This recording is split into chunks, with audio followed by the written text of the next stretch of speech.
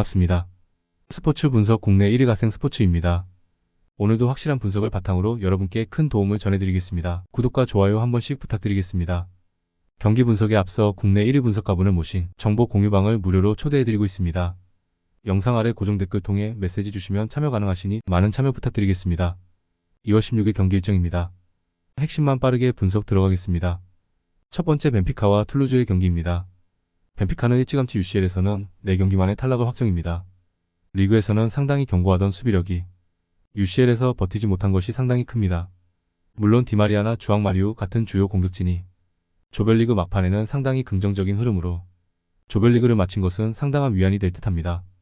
일단 팀의 에너지 레벨이 오히려 단점이기는 하지만 툴루즈의 단점을 생각하면 시간이 지난 상황에서는 해당 단점도 상쇄가 될 가능성이 높습니다.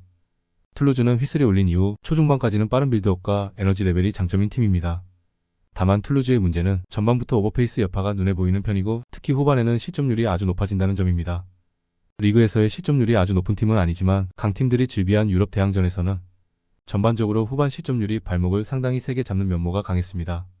수비력이 벤피카도 아주 뚜렷하게 UCL에서 버티는 모습은 아니었지만 노장 공격수들이 폼을 어느 정도 끌어올리고 조별리그를 마무리를 했던 상황입니다. 툴루즈도 장점인 에너지 레벨이라는 면모가 중반이 지나면 상당히 부실해진다는 점은 확실한 상황입니다. 벤피카의 오버 양상 승리를 유력하게 볼 수 있을 것으로 보입니다. 두 번째 AC밀란과 스타드렌의 경기입니다. 밀란은 지난 경기에서는 테오 레앙으로 이어진 좌측의 활약이 좋았습니다. 여전히 측면을 공략하는 두 선수의 호흡은 주요 옵션이라고 봐도 좋은 활로입니다. 그 외에도 지루를 향한 롱킥 등 상대의 전방 압박을 분쇄할 수 있는 옵션은 상당히 많은 편이라고 볼 수 있을 것입니다. 지난 경기에서는 나폴리가 300을 가동하면서 무실점을 기록하기는 했지만 감독의 압박 위주 전술이 수비적으로는 리스크가 크다는 점은 감안해야 할 것으로 보입니다. 렌이 밀란을 상대로는 부담을 크게 느낄 것입니다. 물론 원정에서 3연승으로 원정 포비아에 대한 우려가 최근 극복이 되는 양상으로 보이나 밀어붙이는 리옹을 상대로는 3대2로 겨우 이기는 등 여전히 라인을 크게 끌어올리는 강호에게는 좀 약한 모습이 있는 편입니다. 역습 성향으로 한 방을 보여주는 것을 어느 정도 기대할 여지가 있는 상황이기는 해도 밀란이 무리 없이 화력을 투사하는 양상은 부담이기는 한 상황입니다. 물론 간격 유지나 역습에서 라인을 매우 높게 잡고 밀어붙이는 밀란이 약한 모습을 보여줄 가능성이 없지는 않은 상황으로 보이지만 결국 전방 압박을 분쇄하는 다양한 수와 레앙테오의 호흡이라는 화력적인 장점을 보여주는 것이 더 큰 이유입니다. 렌이 밀란같이 매우 공격적으로 플레이하는 팀에게 약하기도 합니다. 밀란이 승리를 기록할 가능성이 높아 보입니다. 세 번째 랑스와 프라이부르크의 경기입니다. 랑스는 홈에서의 강세는 상당한 편입니다. 지난 경기 3골의 성과도 성과지만 UCL에서도 홈에서 아스날의 빌드업을 막아버리는 등 지난 시즌부터 이어진 장점인 압박의 질은 여전히 유지가 되는 상황으로 볼 수 있을 것입니다. 프라이부르크를 압도적으로 제압할 수 있는 스쿼드는 아니라고 하더라도 지난 경기 3톱 주전이 모두 골을 기록했으며 프라이부르크를 상대로 압박 싸움에서 이기는 상황에서는 상대 화력을 최소화할 수 있다는 점은 충분히 긍정적으로 볼 수 있을 것입니다. 프라이부르크는 지난 경기에서도 도르트문트에게 0대3으로 패하면서 상위 전력을 상대로는 무력감을 느껴야 했습니다. 올 시즌 리그에서도 자신들보다 높은 순위를 상대로 0대0으로 프랑크푸르트를 상대로 이긴 경기를 제외하면 전부 지는 모습입니다. 사실 에이스가 윙어라서 중앙에서의 주도권 싸움에서 밀리는 상황에서는 윙어들도 할 수 있는 것이 많이 없습니다. 전반적으로 강호와 만나는 상황에서는 득점력도 상당히 떨어집니다.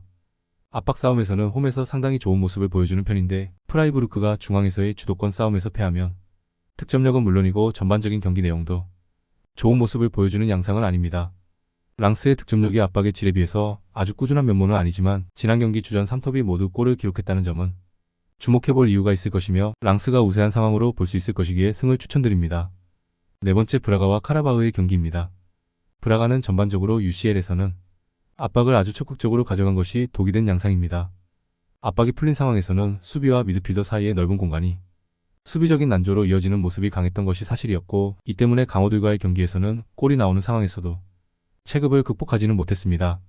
그래도 홈에서 호르타 같은 선수들이 측면을 공략해서 골을 넣는 등 아주 무기력한 양상은 아니었습니다.